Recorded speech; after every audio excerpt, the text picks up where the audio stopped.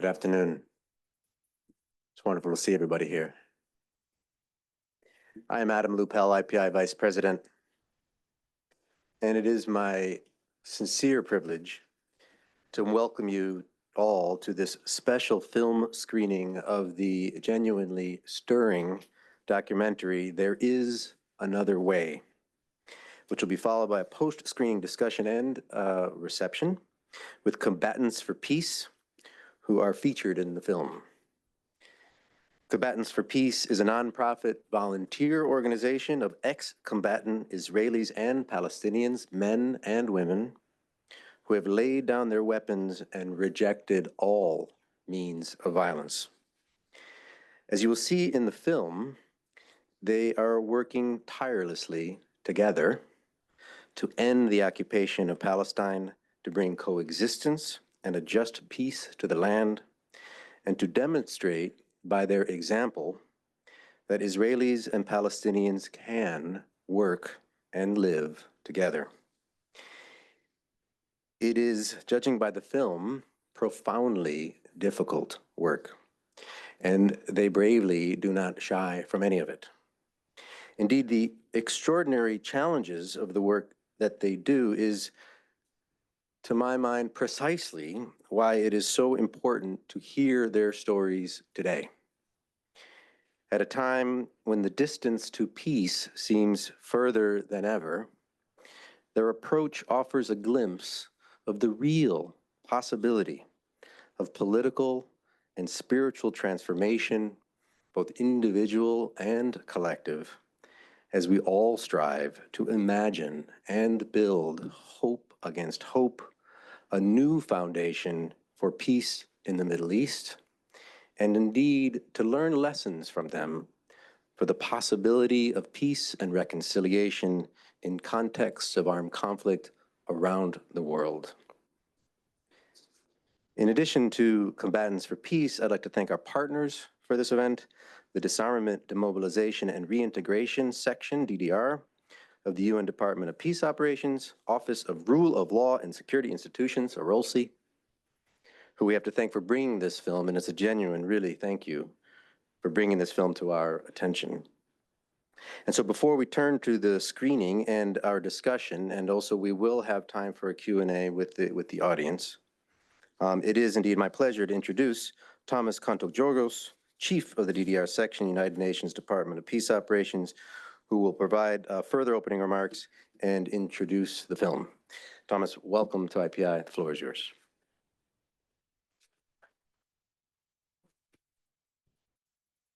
Thank you, Adam. Difficult to match Adam's very eloquent first intervention, but I'll try to. Let me start by thanking you all for being with us today. Good afternoon, dear colleagues and guests. First of all, I think that I owe a big thanks to IPI for being a partner for this event. We couldn't have done it without you, sincerely. Also, let me extend thanks to Berko Foundation.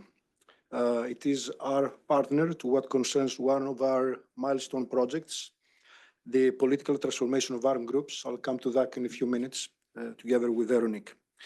Let me also thank all of you for being together with us today and for your time. We, as DDR Section, we are deeply indebted to Combatants for Peace for generally sharing with us their experiences and their stories. And talking about stories, probably I'll share with you two short stories of mine with one very short message. Let me start with the first story from Colombia, Bogota. We had a meeting with Miss Victoria Sandino. She's a former FARC guerrilla, a member of FARC and a high commander of FARC. She was also one of the few women, probably she was the only woman from the FARC side that participated in the negotiations in Havana. And following to the peace agreement, she became one of the senators in Colombia. So I asked her about the decision of FARC to demobilize, lay down their weapons, and what that meant for the group internally. And her answer was very clear and straightforward. Thomas, we only laid down our weapons, we demobilized militarily. However, we are remobilizing politically and socially. And this is going to be an inheritance to future generations. The second short story comes from Germany, Berlin, around the same period that we met with Miss Santino. We had for the first time our meeting with Berko Foundation. It was just across the premises of the German Ministry of Foreign Affairs. It was the first time to come together. It was just a coffee. We never thought that this first coffee will take us so far. But I must admit that it was a love at the first sight, at least for us. I'm not sure for Berko Foundation. Probably we'll hear from them later on. But soon after, we realized that we have a very similar edge for understanding how the transformation of the group into a political entity happens and what it takes from a bottom up, from a top down, and more importantly, what it means for the members of the group, the hierarchy, and for the group itself. So this is when we embarked on the so-called project of political transformation of armed groups. Personally, I believe this is an area that it has not been explored and exploited enough by the international community. So as a DDR community, we believe that it's in our interest to support local voices, to support local peace builders, international peace builders, and create more spaces for conversations like this one that I'm sure is going to happen later on today. For your information, this is why yesterday we brought together ex-combatants from Colombia, El Salvador, Northern Ireland, Bosnia and Herzegovina, Georgia, Abkhazia, Israel, and Palestine. And that was a virtual meeting facilitated as well by Berko Foundation. And it was a very fruitful meeting. Probably colleagues from Israel and Palestine will tell us more a little bit later. So our section engages with combatants and ex-combatants, and that's with the aim to facilitate their disarmament, support their departure from the armed groups, and assist their integration into civilian life. This is what I call at times a mission impossible. But we strive to at least bring all that we can in these environments to have the best result. However, that there are two elements that remain really on top of what we try to do out there. And one of those things is that we firmly believe that humanizing combatants will be a crucial element of the peace process.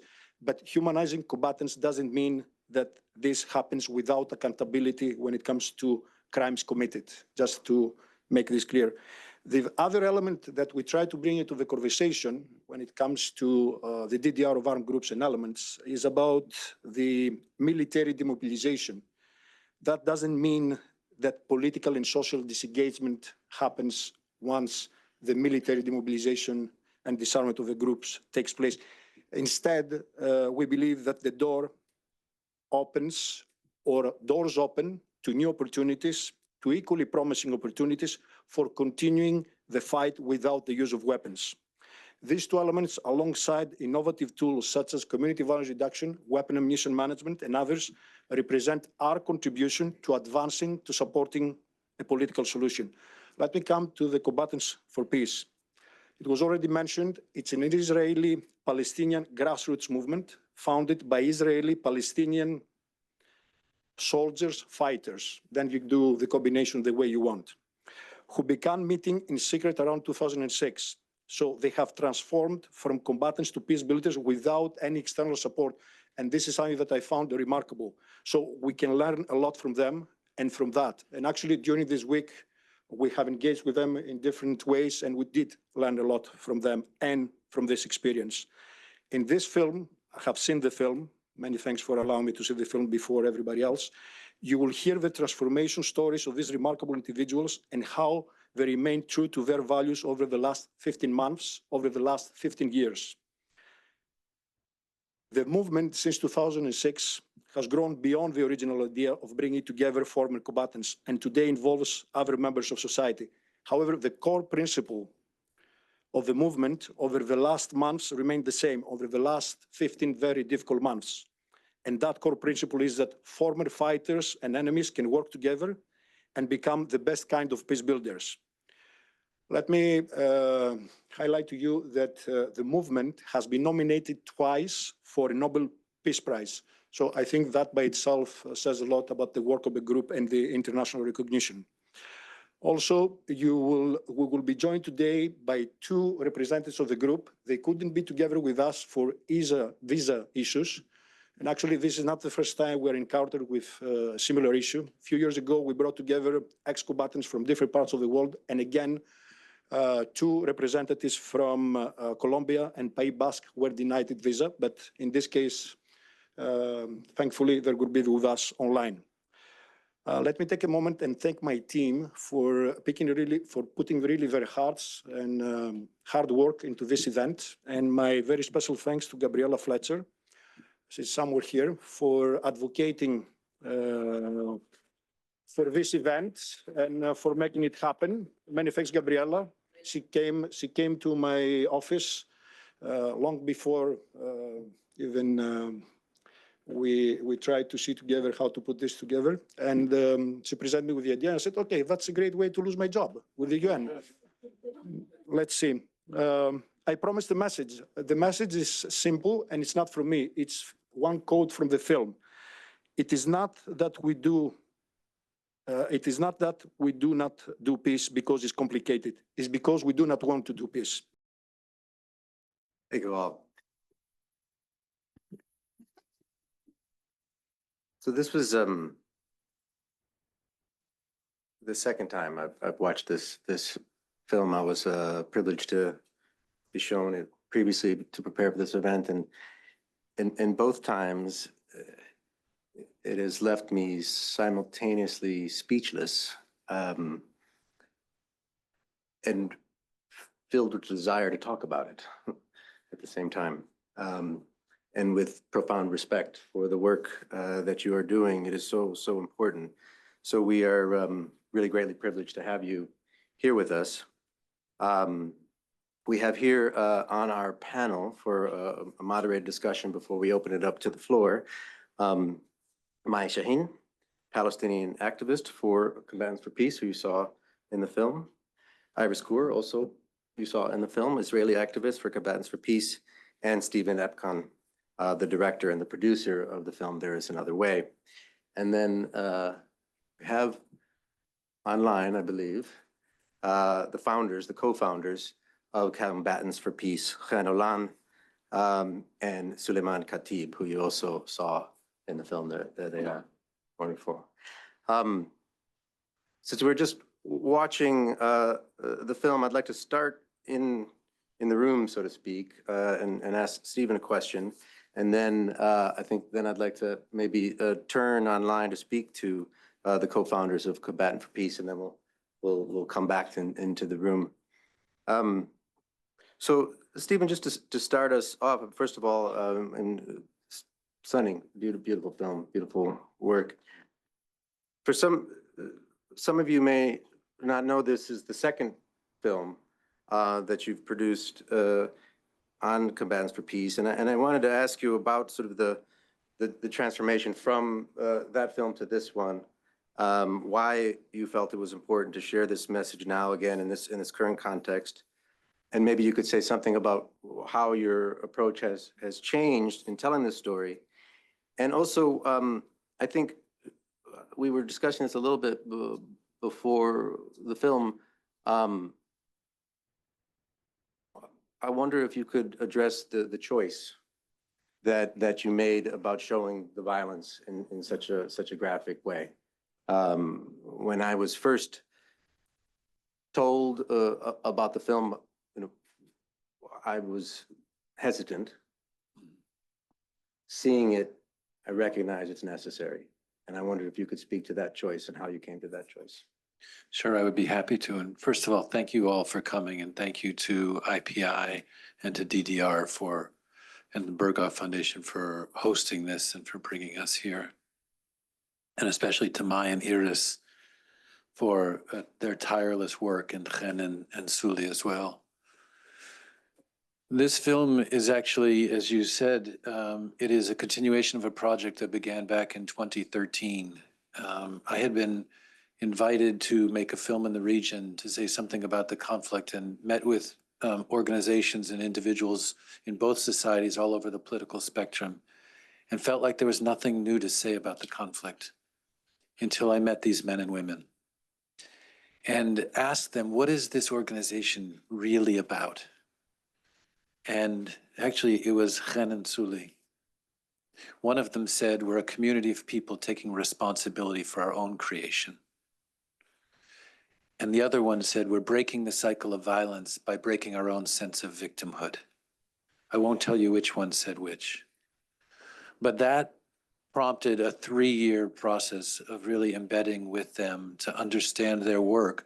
And Disturbing the Peace was about how do we transcend the narratives that we're born into that tell us who we're supposed to love and who we're supposed to hate, who are the victims and who are the perpetrators, who are the good guys and the bad guys. And it was based very much in their personal stories of what brought them into violence and what brought them through a transformation and out of it. And with that film, we traveled for 2 years around the world. And one thing we heard was that everywhere we brought it was that this film was not just about them. It was about wherever we were. It was about every community. It was the universal themes that spoke to people. And we stayed very connected with them. They were nominated for 2 Nobel Peace Prizes since the film came out. And there was a global awareness that came out with organizations starting around the world to support the work of Combatants for Peace and to stand with them. And a number of them, including Suli and Chen and Avner and others, came last February of 24 to meet with the White House and with the State Department and the Senate. And there was a screening of Disturbing the Peace. And then a group of them came back with us to spend 4 days together. We had Palestinians and Israelis. We had somebody from Jordan, from Lebanon, from Syria. And what we began to understand was that there was another step in the process of Combatants for Peace. And that was the movement from just a binational group to an understanding that it is about collective liberation. It is about the liberation of all, the freedom of all. As Mai will talk about, from the river to the sea, has very different endings depending on how you think about it. But collective liberation is the freedom for all. Nobody is free until we're all free.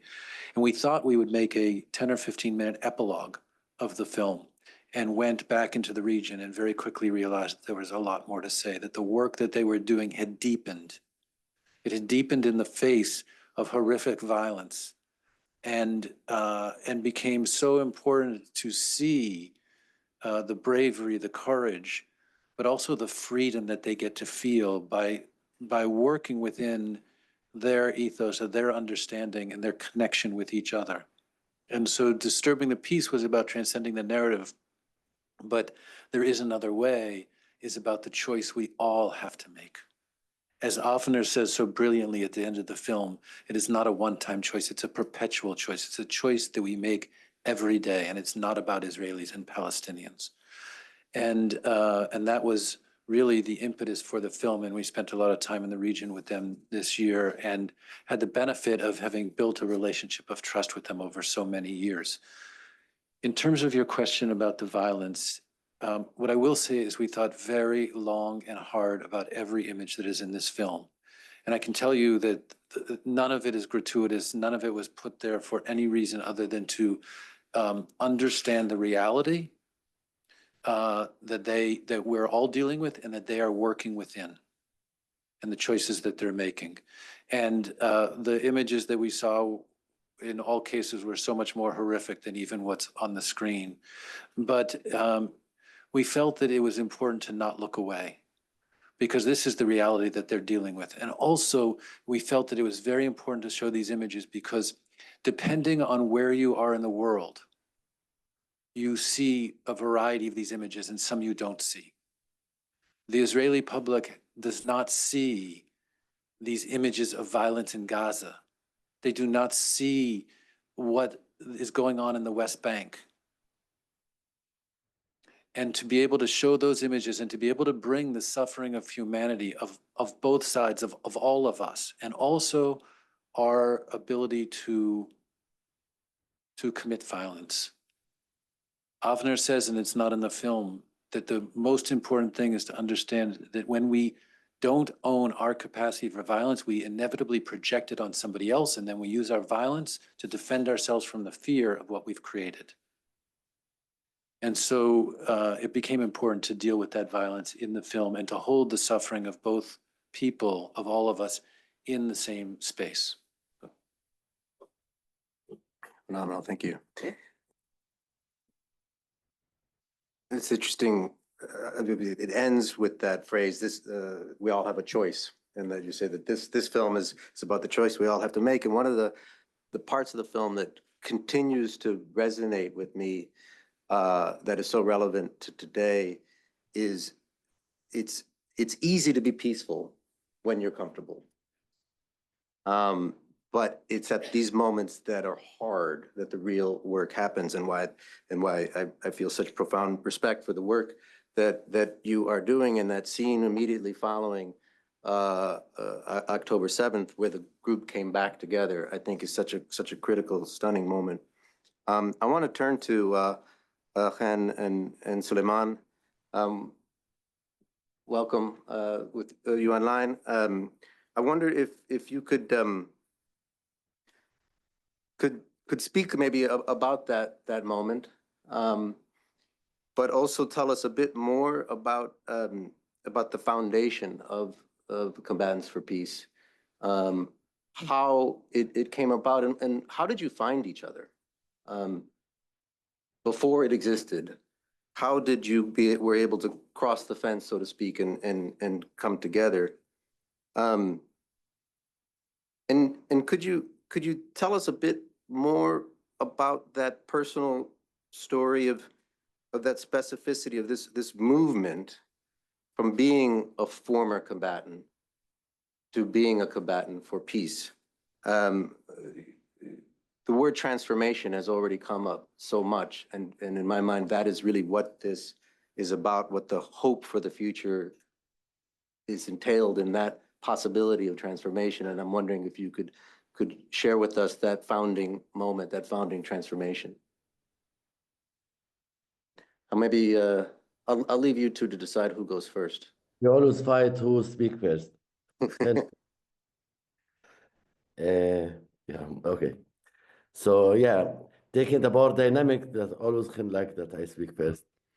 So good evening, good morning, I believe there the time. I don't know, it's almost 1 night here. So thank you for having us. And I personally was supposed to be with you, but I didn't get my visa.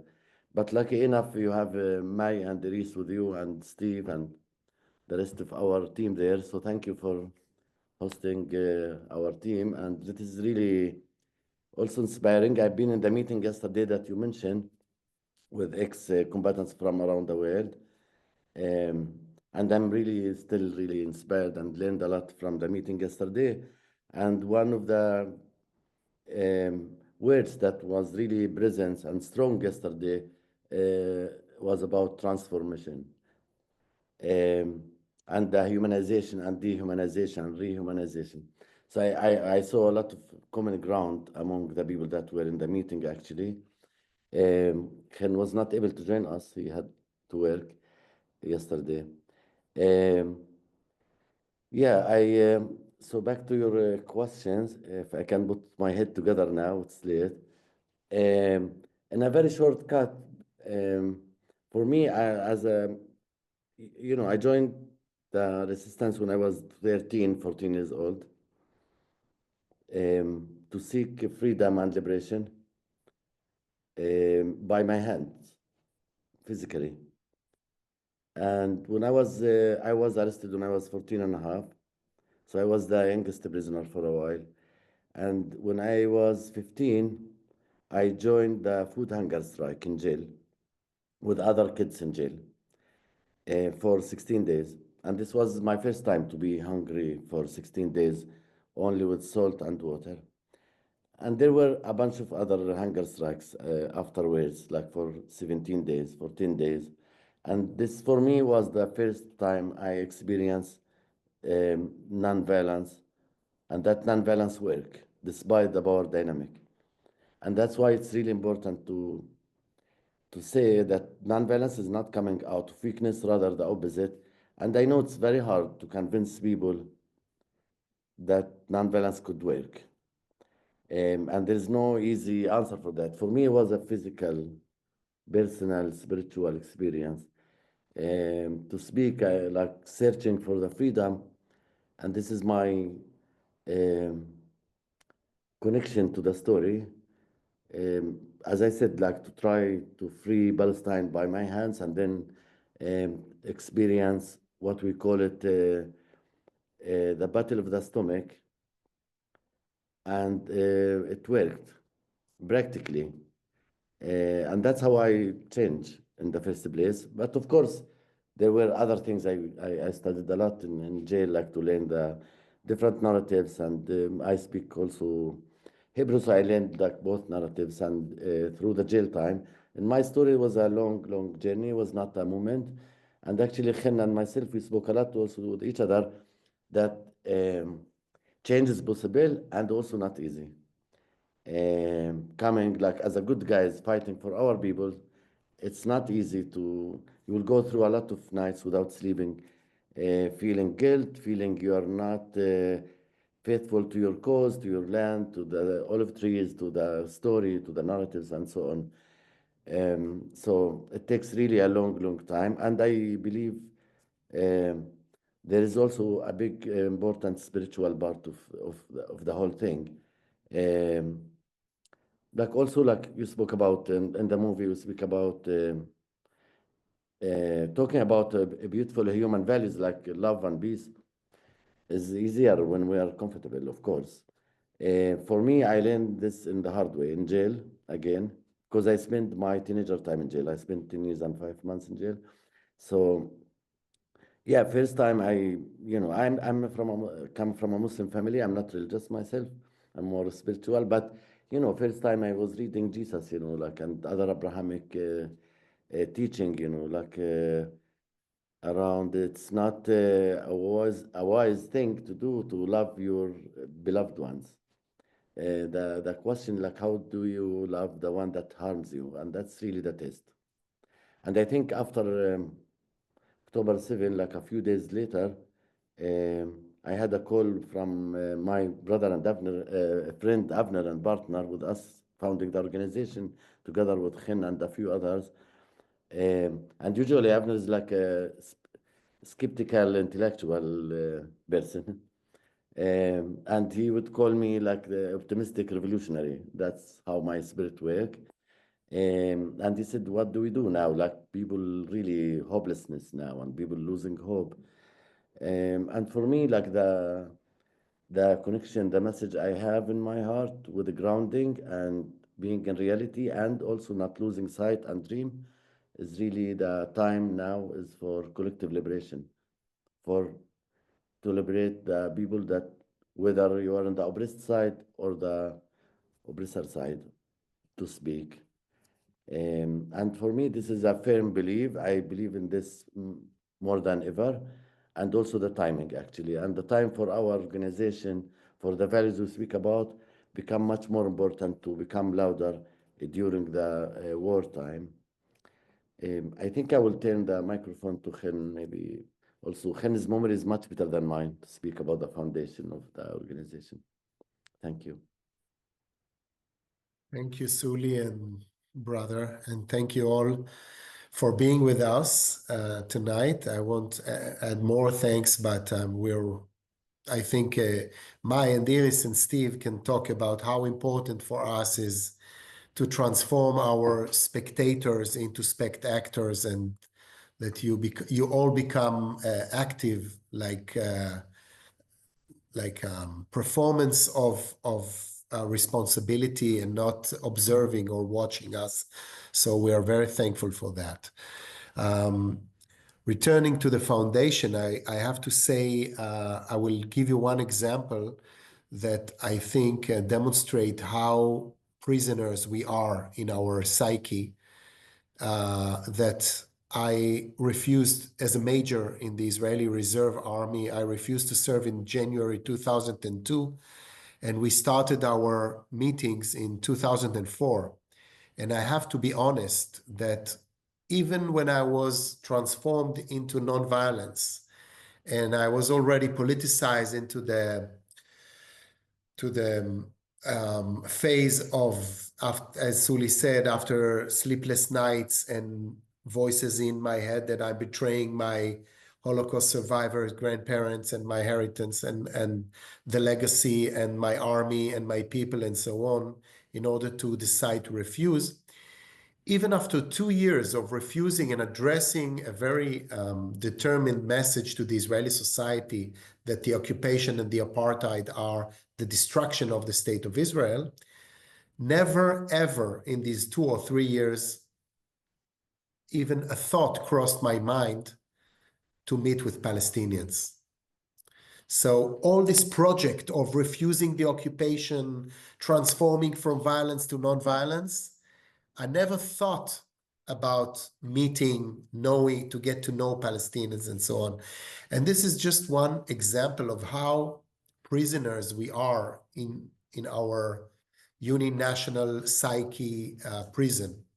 And I'm proud to say that one of the main projects that I'm proud of in Combatants for Peace, except from the foundation, is the journey that we are marching in this journey for almost 20 years of on one path. We are insisting on a very internal, determined, spiritual, peaceful way of dialogue, reconciliation, and rehumanizing each other. The other path is firm resistance, nonviolent resistance to the occupation and the apartheid, and developing a culture of nonviolence. But the main project, I think, and the main success is the transformation from uninational psyche into a binational psyche. And again, as Steve mentioned, as of quoting Avner, that it's a perpetual action, it's the transformation is not irreversible. To be honest, what I'm sharing in the film, what I felt in October 7th was a regression to my previous uninational psyche. I really felt violence, hatred, avenge. My body told me that I want to go on a tank and return to the old hen who's doing the right thing, protecting the shelter of the Jewish people and the homeland and so on. And only when I heard, not in my head, but in my ears, the voice of Suli and Mai and Jamil and all my Palestinian brothers and sisters who reminded me that our commitment, our responsibility is in these moments not to lose our humanity and hope. And we cannot do this uninationally. We can do it only binationally. Beautiful. Thank you. Thank you so much. And please, I hope you can stay on for, we'll have just in a moment some questions for the audience. I want to turn back to the room and to speak with May and Iris. I wanted to ask you a bit about the how, about how you go about your work, the techniques of practice, so to speak, and in part, some of these questions for me come from that the scene in the film of the protest in the West Bank, and if I can say, maybe lightening the mood for one moment, you guys are both just badasses. Like, I mean, really incredibly brave and extraordinary. But in terms of how we've heard about the goal of transformation, which is both an internal and an external work. And I'm wondering if you could tell us a bit about, in those moments, how you see yourself going about it. Iris, you mentioned in the film when you were speaking to the IDF that you try to speak to them like you speak to your students.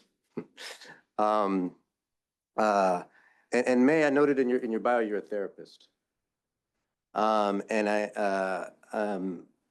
something that IPI has been doing some thinking about is the role of mental health and psychosocial support in the necessary transformation to build peace. And so I'm wondering how those experiences factor into your work. So maybe I turn to Iris first. If you could maybe share with us a bit about how you understand that technique of practice of how you can go about in your work to inspire this transformations. Yeah.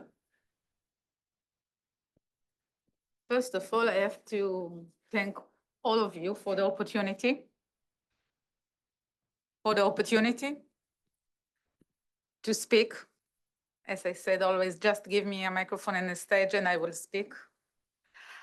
And I have to thank my daughter. She's the one that gave me the opportunity to do this transformation. It was 2017, and she's my youngest daughter. She decided to refuse to go to the military, to serve in the military. I will short it, the story, and you will read it after when I publish this book. She was sent to 4 months in military prison, and she gave me the opportunity to ask questions and to start to check, like, what is going on over there? What is she talking about? And I went to tours to the West Bank with Women Wage Peace, with Iramim, Breaking the Silence, and Combatants for Peace. And for the first time in my life, at the age of 52, I met a Palestinian woman. I know it sounds very crazy, but you can live your whole life in Israel without meeting any Palestinians. And as Chen and Zuli said, and everyone will say, this changed my life. When I saw the reality, then I didn't call it occupation. I just saw the reality. And then I understood, what is it life under occupation? And for the first time in my life, I understood what are we, the Israelis, are doing. And I think this is the transformation. And that's what we are doing in Combatants for Peace as I see it. We are gathering people together. For most of the Israelis, the joint memorial ceremony that we are doing once a year, the evening before the Independence Day, it's the first time they hear about the suffer and the pain of the other side. And it's the first time that they realize that they can hold it, the pain of both sides. And the other sides are also human beings. And I think this is the moment of transformation. Do you understand that the other are the same as you? And you can hold in your hands the suffer of both sides. And I think this is what we are doing. And by working together, I think it's the only way. I think Nelson Mandela said it, that if you want to have peace, you have to work together. I hope that I'm not making any mistake. And I want, if I may, to take another step. I think I did my transformation by my journey with transformation, and I really want to take another step. So a few months ago, I decided that whenever people are asking me, where are you from? I'm saying I'm from Israel, Palestine. My name is Iris Gur, and I'm from Israel, Palestine. While saying that, I'm bringing the future to the present. While saying that, I give the recognized to May and to me that we share the same land. We are connecting to the same land, and we have the same right to a nation, to a state, to freedom, to equal rights.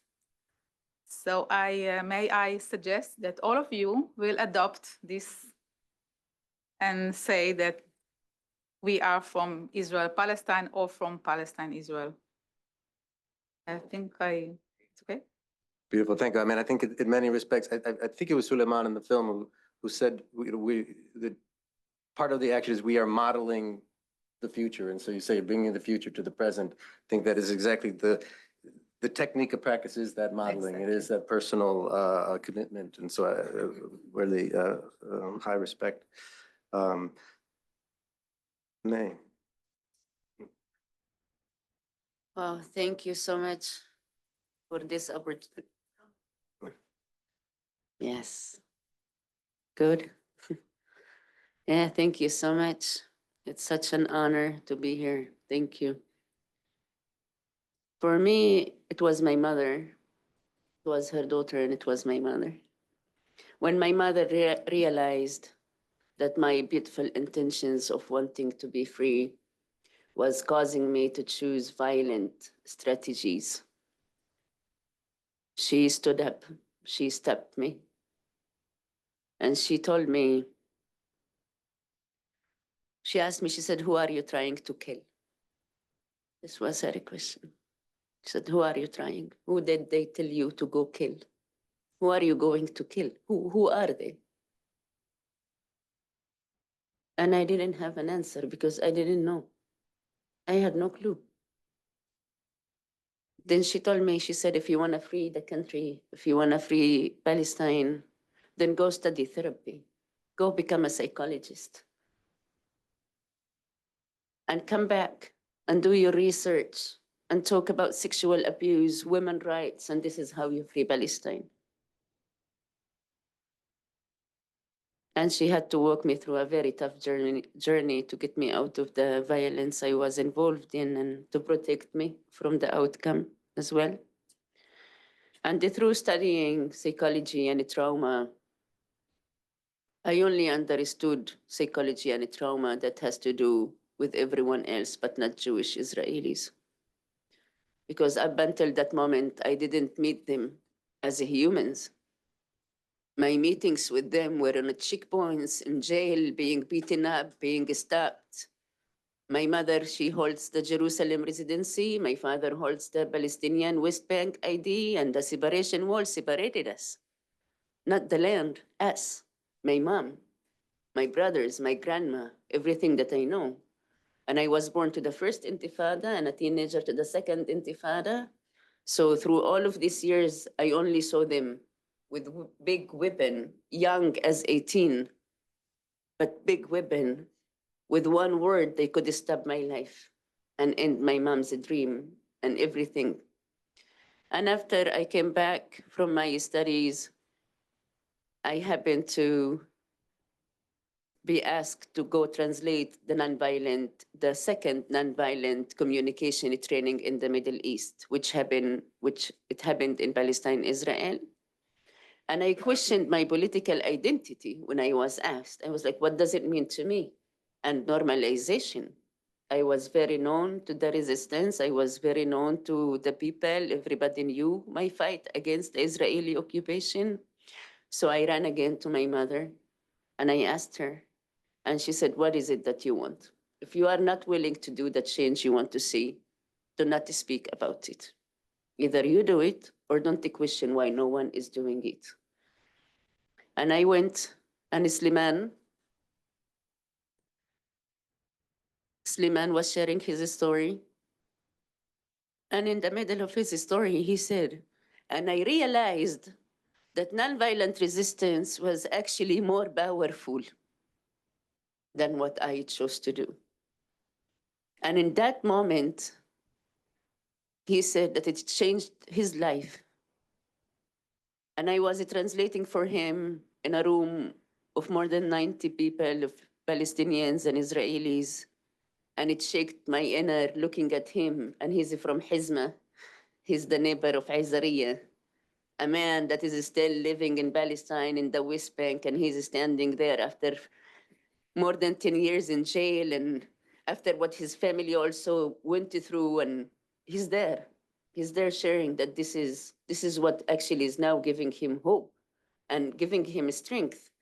And that in nonviolent resistance, we are meeting with the people, we are there. And I thought to myself, wow, it took me 9 days, but I understood. I also understood my own traumas. And I also understood one more thing. My intentions were never to kill anyone. I never had an intention to kill.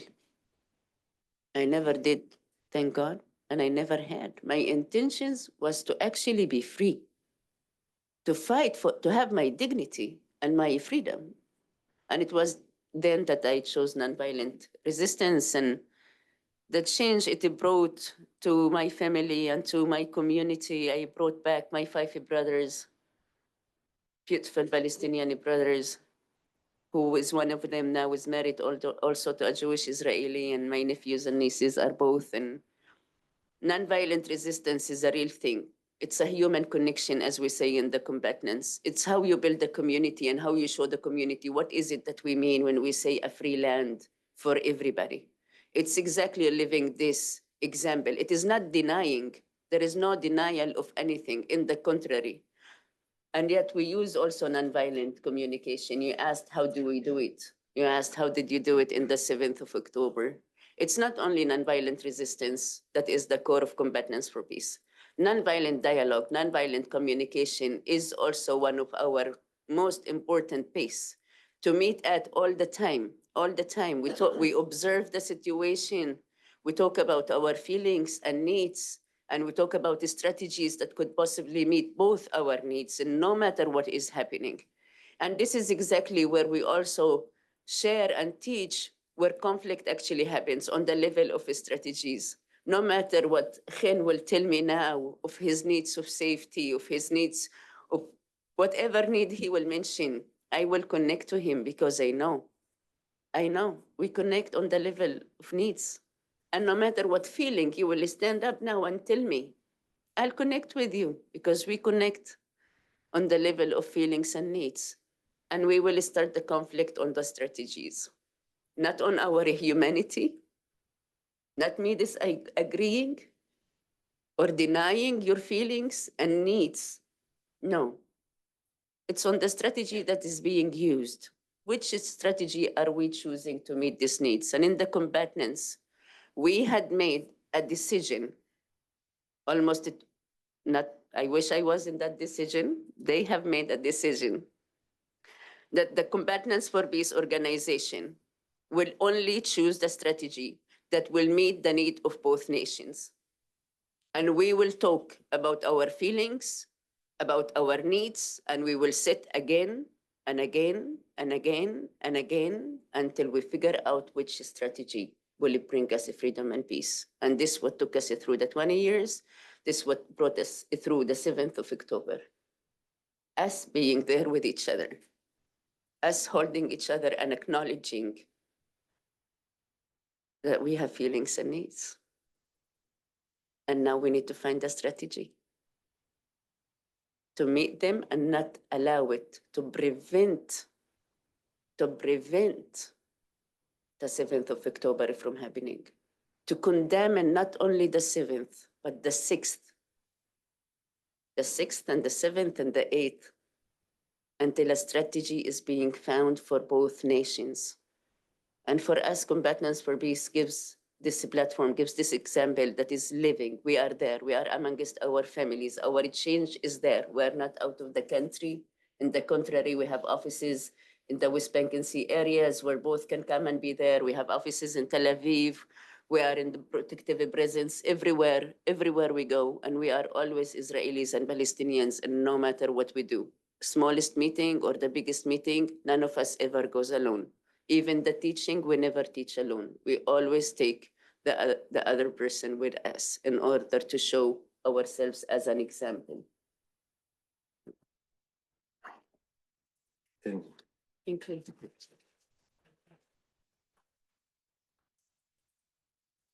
we're gonna open up on the floor. I mean, this is extremely powerful. Everything here. I said the watchword for me was transformation, but hearing you speak, it's also about power.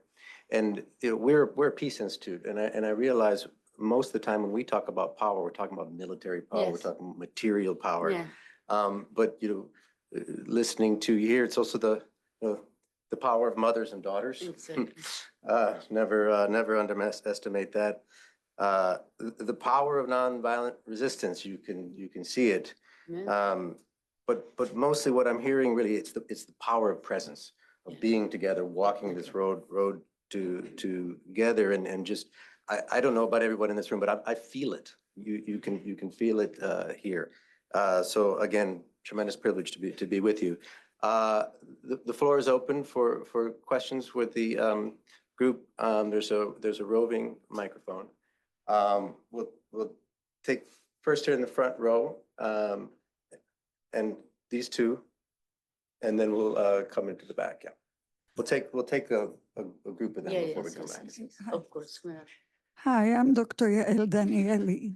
Those who know the name Yael know that I am Israeli and American, but I was born a Palestinian, actually. I was born before Israel. I was born under British mandate. And whenever in my life I would say that to my Arab friends or Palestinian friends, they'd be very upset with me. So this is an important hook to discuss. I really don't have a question. I'm very, very overcome with many emotions. Not only because, for example, when you listed the displaced, you listed only displaced Palestinians, not displaced Israelis. It's part of the blindness of the powerful. If you're powerful, then you don't have displaced people. Because they are, both the south and the north of Israel is living in the center and don't have their homes. But let me not go to that piece. I'm actually the director of the International Center for Multi-Generational Legacies of Trauma. And the strategic point I would like to add is the healing necessary. And not only healing in general, the healing from trauma, of course, but besides the general, the healing from the addiction to hate. Because what we are talking about is not even violence, we are talking about hatred that goes from generation to generation. And there is almost an addiction to it. It's like you have to be loyal to that. And very little is written in the whole field from war to peace about the need to overcome this addiction. That's beyond trauma. I'm an expert in trauma, but I would like you to reflect on that. Thank you. Yeah. Thank you. Yeah. Thank you very much. Am I on? Yes. I am Darko Mochibob. I'm Director of Middle East Division across the street in the Secretariat in Political and Peacekeeping Departments. You have met some of my colleagues yesterday. I watched the movie with great interest, and it filled me on one side with sadness. On the other hand, it also gave me hope. And for that, I wish to thank you. Dealing with this particular issue professionally, it's very easy, not just in the last 15 months, but in years past, to become rather cynical about the main actors, because we see the leaders, and what they're doing or not doing. So it's easy to become cynical, but you give a human face and you give this hope in very dark times. And it takes a lot of courage to do that. And for that, thank you. And thank you for bringing it to the larger audience there. I have two questions. One, you talk about how you deal with your own emotions and also with the emotions of others. But in the film, it's about the emotions of others in your same group. Arguably, you are at present the minority in Israel-Palestine, to use the name. How do you deal with maybe not your daughter or your mother, but your extended family, the neighbors, the friends, a larger society, your own, and not the other, part of it? I'm sure there are a lot of different, perhaps strong views there, because, you know, the what happened on 7th October, what happened before and what happened after, deliberately or not, it's by design, you know, aimed at killing exactly that thinking, you know, that others have feelings, others have rights, the binational, I think the term that Mr. Alon used, the thinking there. And for many, it's unfortunately working for the time being. So how do you deal with that? My other question is, I am from Bosnia, and where I started working for the UN as national staff with Zaid, who was international staff even back then. For us was not binational, it's a trinational thinking, you know, to make things more interesting there. But one victim of the situation there, the conflict, was also people from mixed marriages. You talked about those. What is the impact on the mixed marriages, especially of the last 15 months, if not the whole conflict, you know, and how are they dealing with situations like that? Thank you again for everything you're doing. Thank you. Thank you. We take, I had one over here. Yeah, no? Okay, good. Then let's take one more over here and then, yeah, and then we'll go into the back. Thanks. First of all, I wanted to thank you very much Could you for. introduce yourself, please? Thank you, and I appreciate very much what you did. And I guess that I should tell you a story of what happened to me to demonstrate how complicated and difficult this situation is. And just and the answer is to talk and to do this thing that we are doing. A lot of groups, a lot of talking, a lot of rubbing elbows and pushing each other and trying and talking again and again. So of course, Yael and I were very active in Shalom Achshav. Well, how many years was it? Shalom Achshav started, 50 years ago? I met Palestinians. I am a Palestinian, same thing. It's giving away my age, because I was born in Palestine. I was born in Jerusalem in Palestine. It was Palestine. So I'm Palestinian. On my birth certificate, it says Palestine. And so then for longest time, I was talking to Palestinians when it was against the law in Israel to talk to Palestinians. It was against the law. We met here and we talked and we got closer. And then somehow or another it dissipated and whatever, and we are talking again. And the question is how to move it. So what I want to say, it's a very, very unconscious dealings. What the unconscious, the level of the depth of the unconscious is so deep and so complicated. And the story I want to tell you is that I was evacuated from my apartment in New York because I had a flood. So I was in a hotel, in several hotels, and then in apartments and whatever. I definitely was, you know, like evacuated.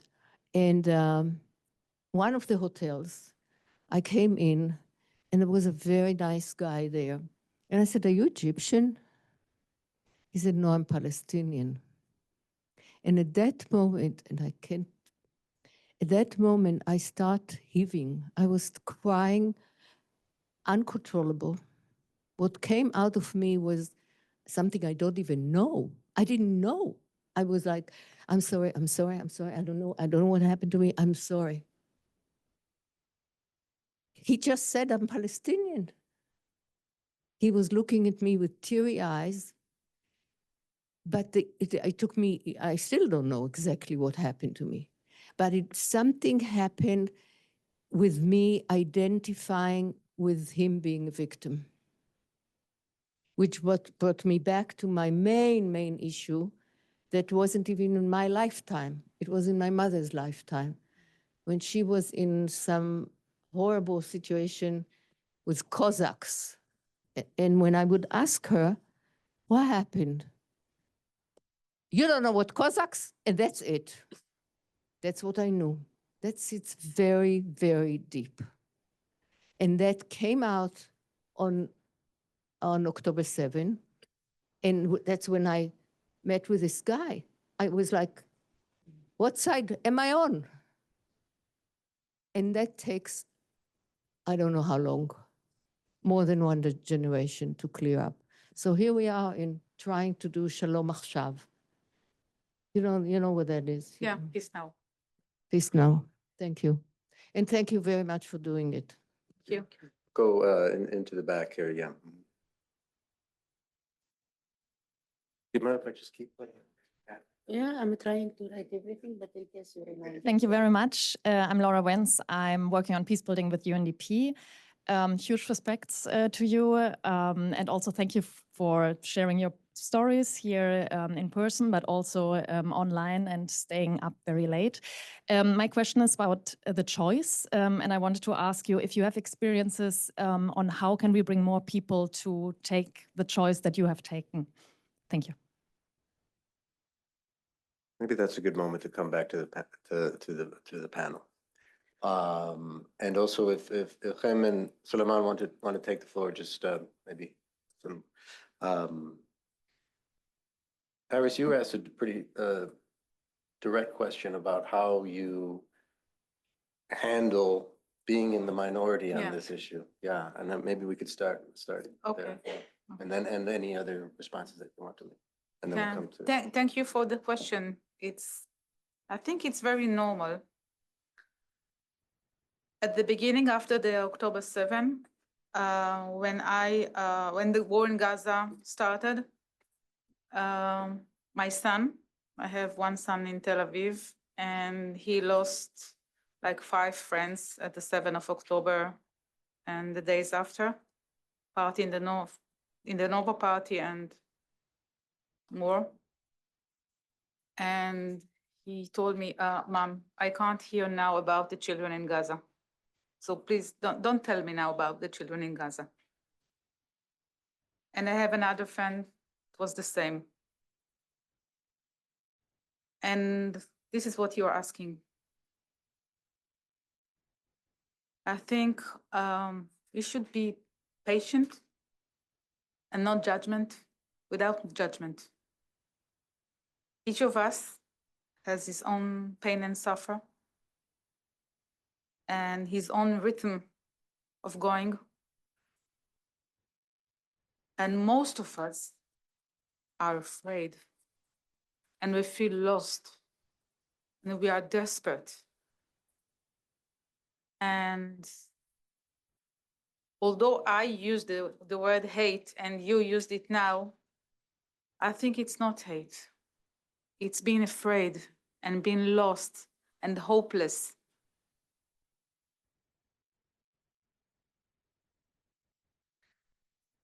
So I saw that with patience and with time and without judgment, people will come through the pain, especially we'll walk together. It helped me.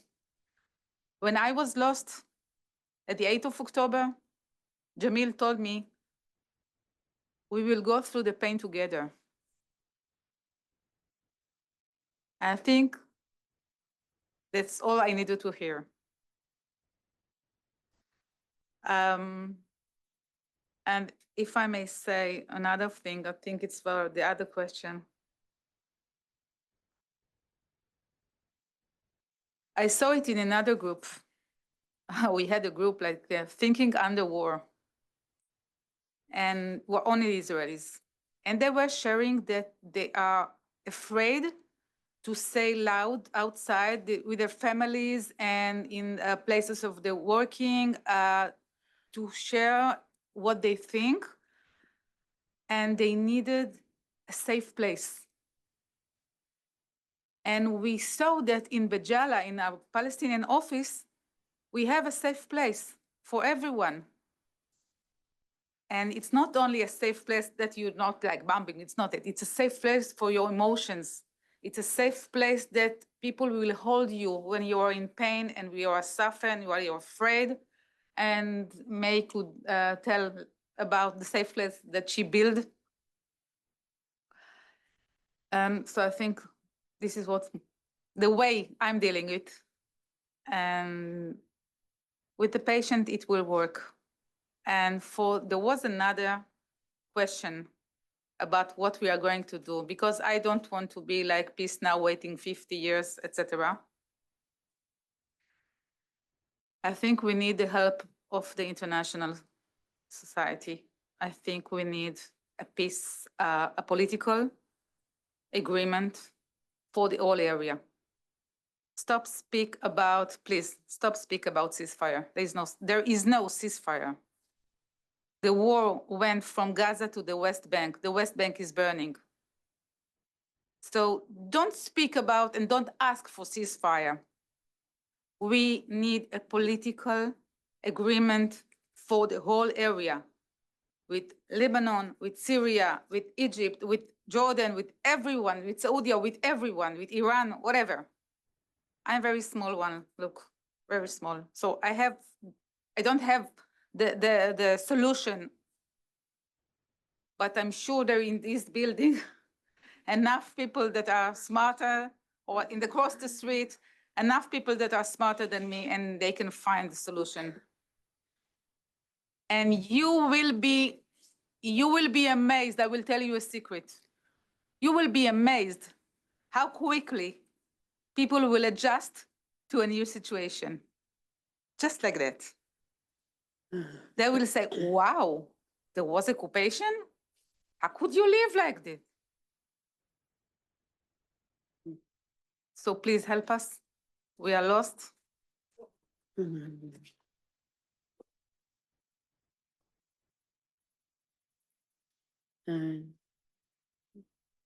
Somebody said the word minority. We are not a minority. We are not minority. We are as human as all of you. We all want to be free. We want real justice. We want to live as everybody is living. And I want to say to the Palestinians in the room, you are Palestinians.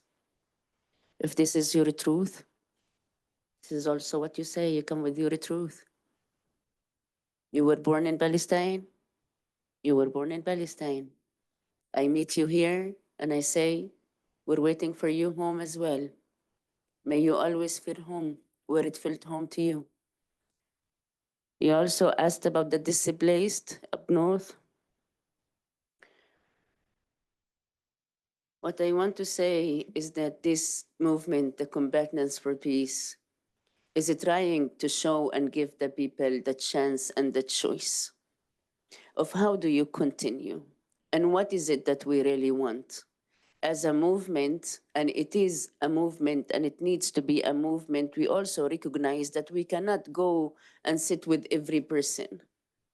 But we also know, and we are very sure that we did build a ground back at home of nonviolent communication and dialogue spaces and workshops and spaces of spirituality and spaces of trauma healing.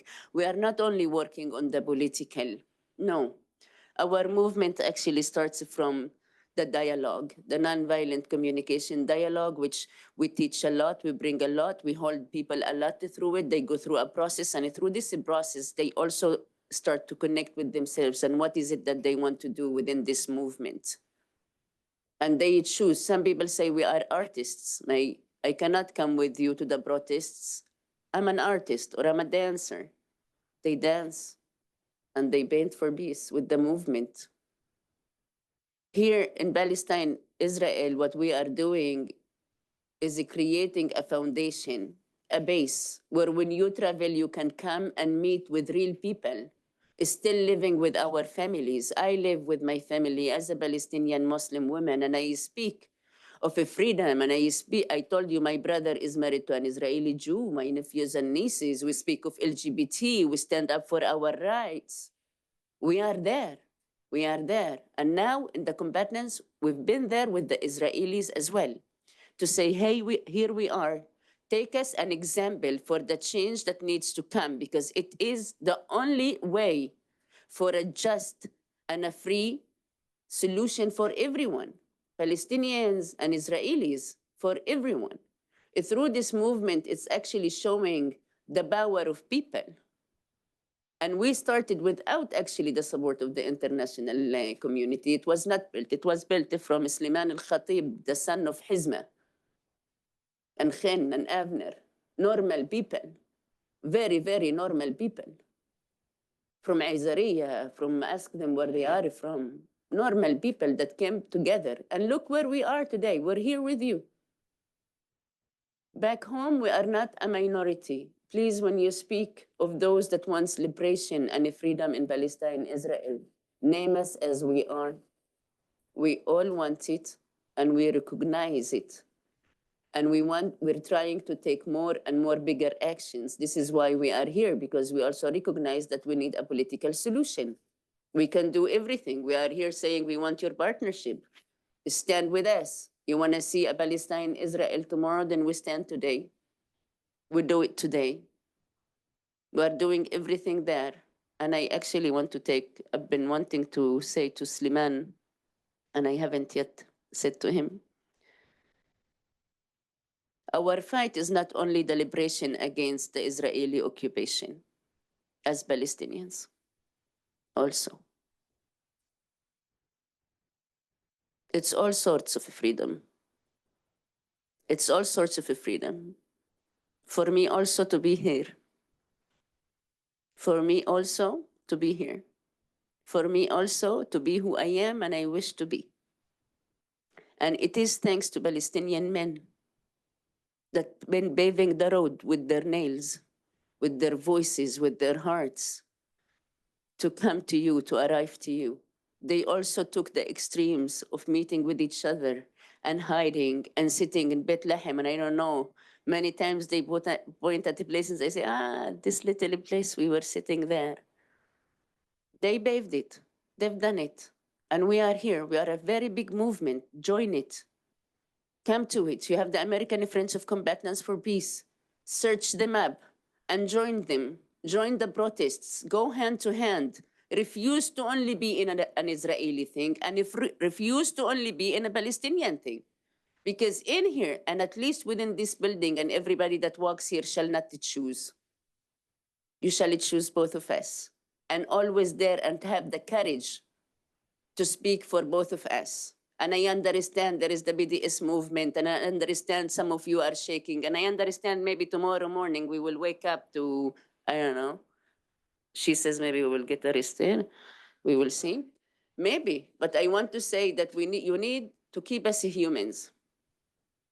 Always humanize us all the time, because we are, and join the movement in order to see the change. We need to move together from everywhere. All of you is important.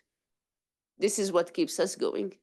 Also, our international friends and community. We wouldn't be able to be here without the American Friends of Combatants for Peace. It's not possible to reach and to grow. So your solidarity, your support, you standing in your work and speaking your truth is what will make this movement what you want to see in the world. Peaceful, with just and liberation for everybody. Thank you.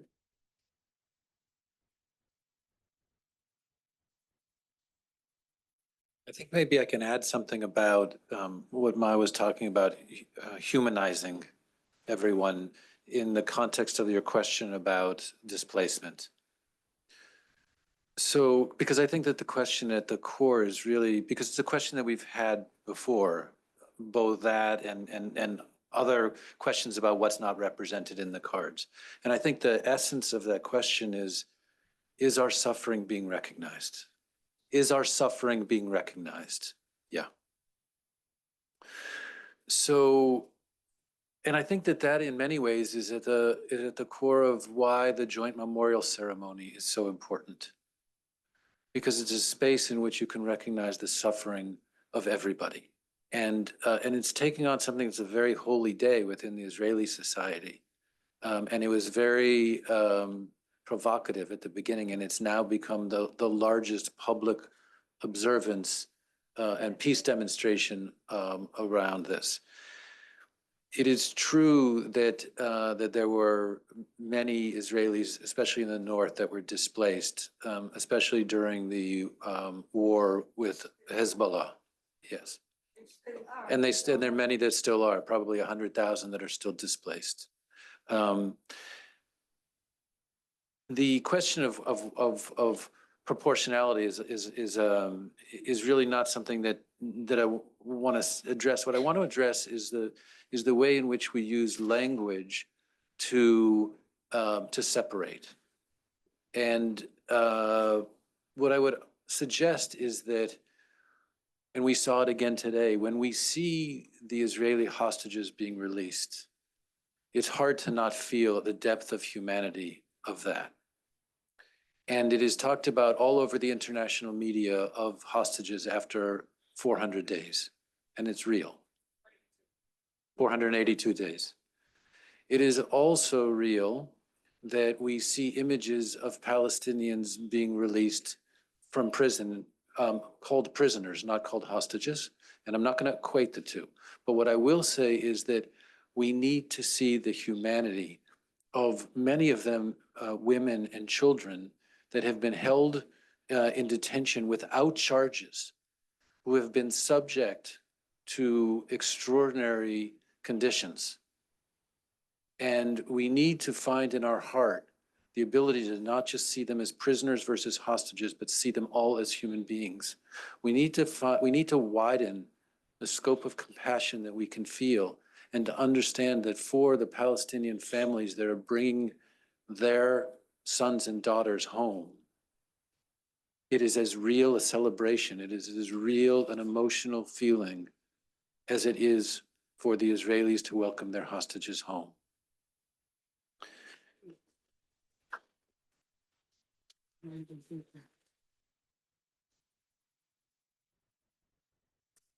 Well, I sense there's probably more questions in the audience, but I think what I'd like to do is go to Chem and Suleiman if they have any final words, and then we have an opportunity to mingle and have a reception. And I think maybe there's so many people that want to speak and share and talk, and I think maybe what in the power of presence, we should take advantage of our presence here together to have that moment.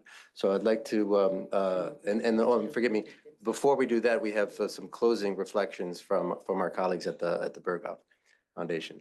But Chem, Suleiman, did you want to come in at the end? Can you go? Chen is getting sleepy, so I'm too. So you go.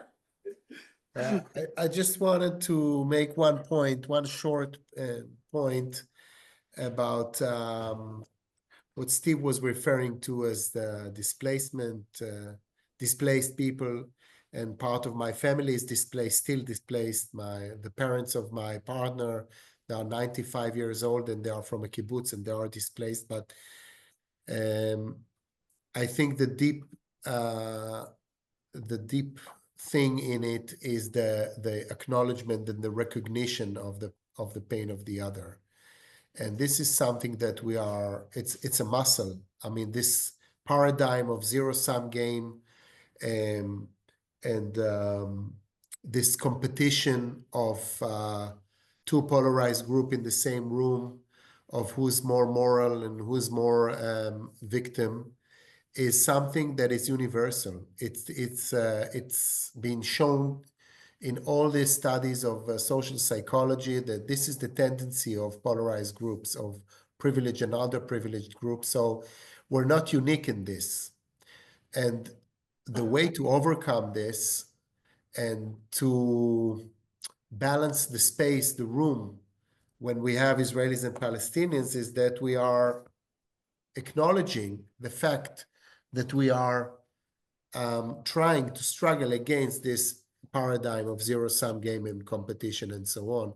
And that releases the tension of who's more victim, who's more moral, because again, it allows us to go back to we are humans without denying the power structure of the reality, occupation, and so on.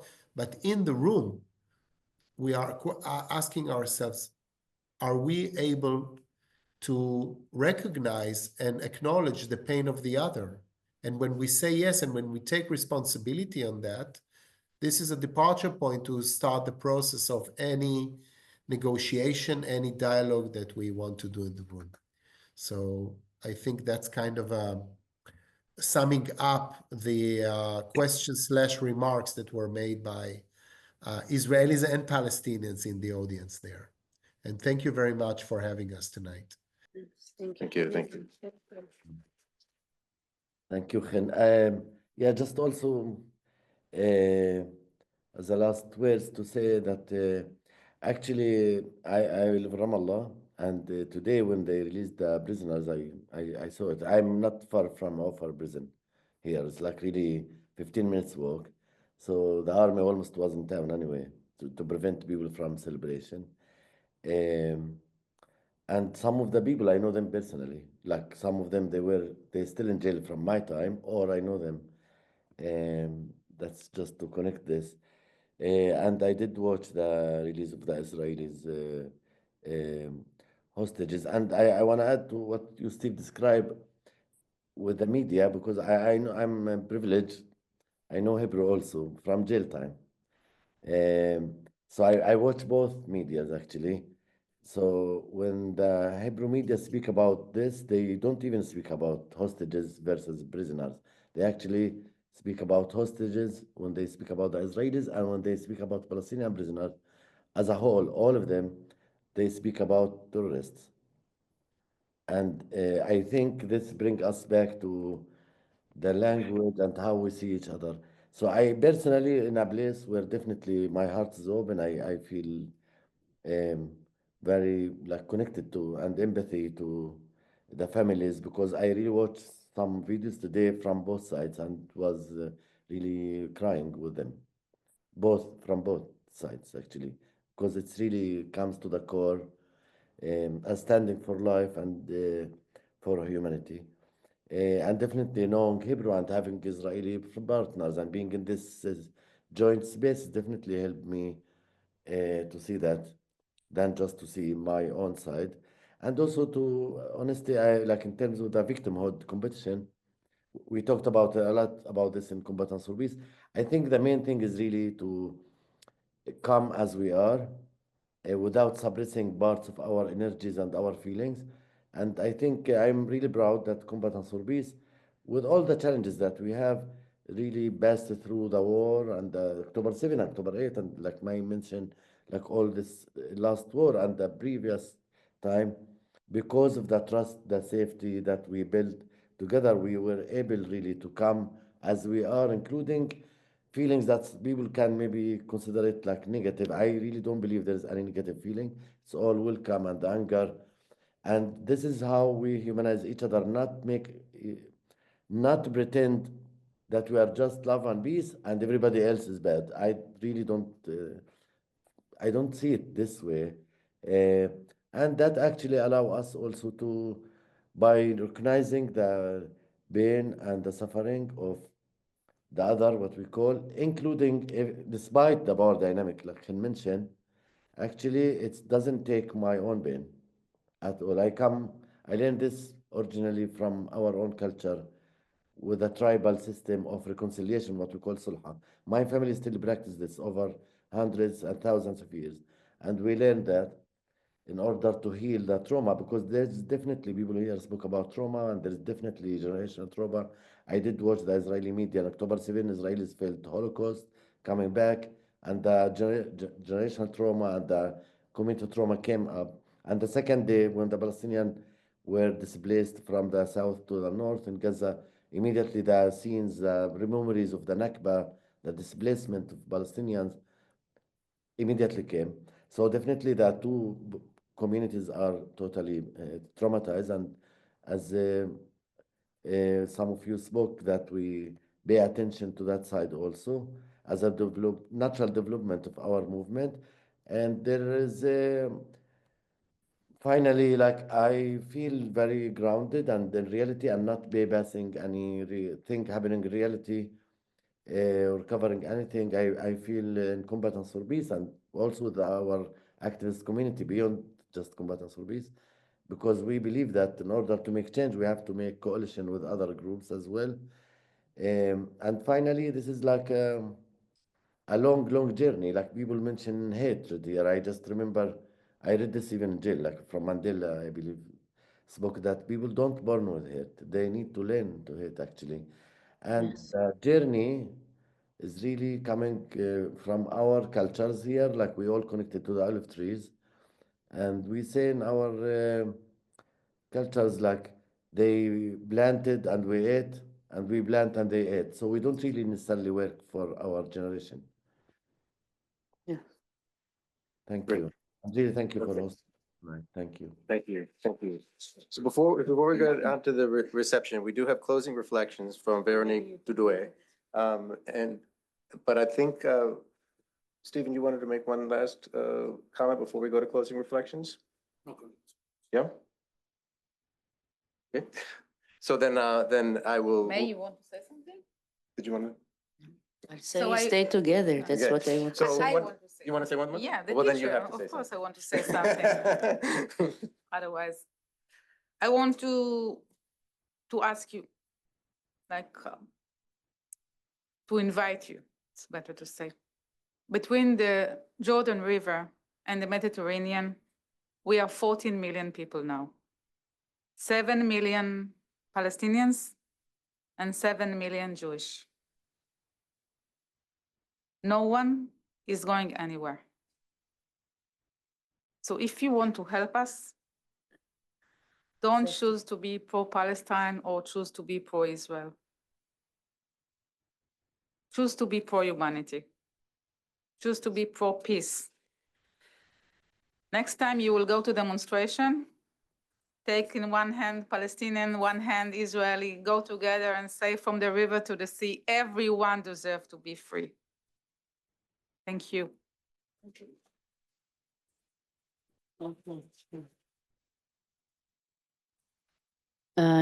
For me, after everything we have shared with all of you, for us, we are really doing everything that is possible and more impossible back home in order for everyone there to be free, as Iris just said.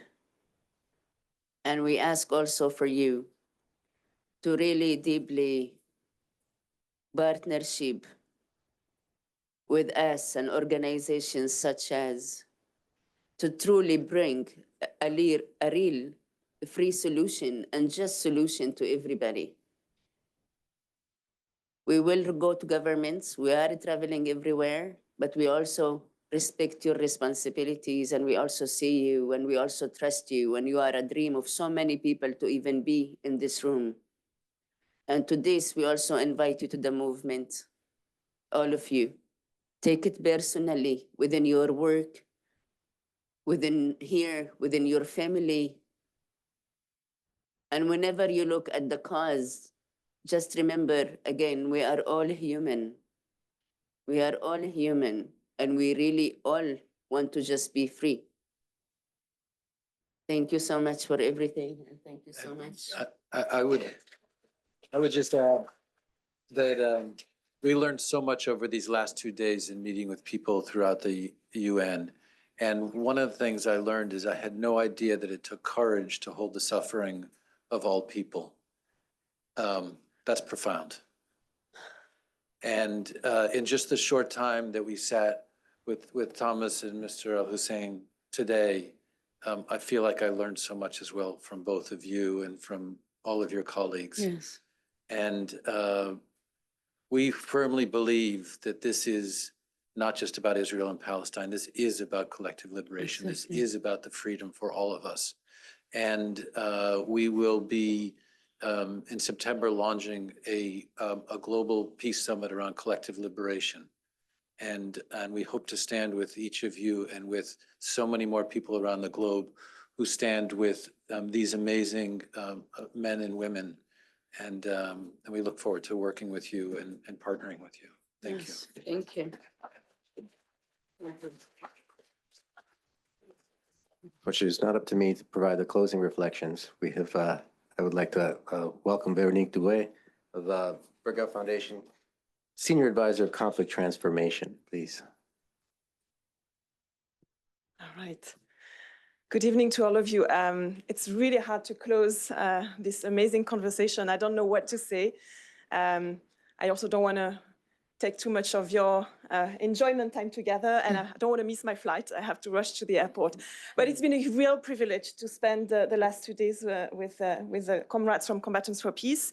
I was asked to share some reflections from the perspective of our joint engagement together with the UNDPO DDR unit.